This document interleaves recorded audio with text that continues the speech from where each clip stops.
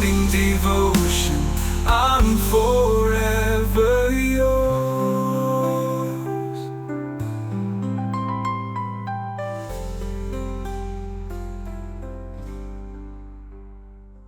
Praise God, hallelujah. കർത്താവ് നിങ്ങളെ ധാരാളമായി അനുഗ്രഹിക്കട്ടെ. ഫിലിപ്പിയ ലേഖനം 1-4 വാക്യം പറയുന്നു, നിങ്ങളിൽ നല്ല പ്രവൃത്തി ആരംഭിച്ചവൻ ക്രിസ്തുവിന്റെ നാളോളം അതിനെ തികക്കും.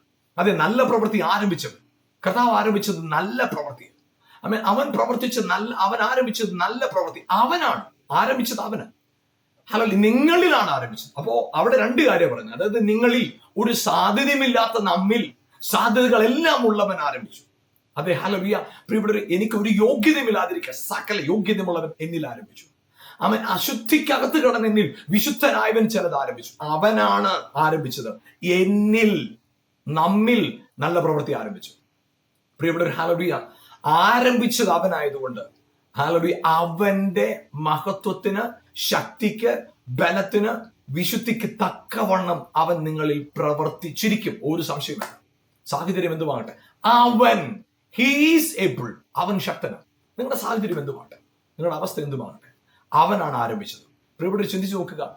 ഒരു വസ്തു അത് വെറും നിലമാണ്, അത് പ്രയോജനമൊന്നുമില്ലാത്ത സ്ഥലമാണ്. അത് സാധാരണക്കാരൊരാളുടെ കയ്യിൽ ഇരിക്കാൻ അത് അങ്ങനെ തന്നെ കിടക്കും. പക്ഷെ ശക്തനായ, സമ്പന്നനായ ഒരു വ്യക്തിയുടെ കയ്യിൽ ആ വസ്തു വന്നു കഴിഞ്ഞാൽ ആ വസ്തുവിൽ അത് ശൂന്യമായി കിടന്ന ആ ഒരു സ്ഥലത്ത് വലിയൊരു കെട്ടിടം, മനോഹരമായ ഒരു കെട്ടിടം ഉയരും. നേരത്തെ ഒരു അടയാളവും ഇല്ലാതിരുന്ന സ്ഥലത്ത് ഇപ്പോൾ ആ ദേശത്തിന്റെ തന്നെ അത് അടയാളമായി മാറും, വിളക്കായി മാറും. എപ്പോഴാണ് അത് ഉന്നതനായ ഒരാളുടെ കയ്യിലെത്തുന്നത്? പ്രിയപ്പെട്ടവരെ, നിങ്ങൾ ഞാനും സാധാരണക്കാരനായിരിക്കെ, പ്രയോജനമില്ലാത്തവരായിരിക്കെ, ഒരു യോഗ്യതയും പറയാനില്ലാതിരിക്കെ, നമ്മെ വില കൊടുത്തവൻ വാങ്ങിച്ച് നമ്മിൽ ആരംഭിച്ചൊരു പ്രവൃത്തിയുണ്ട്. ഹല്ലേലൂയ.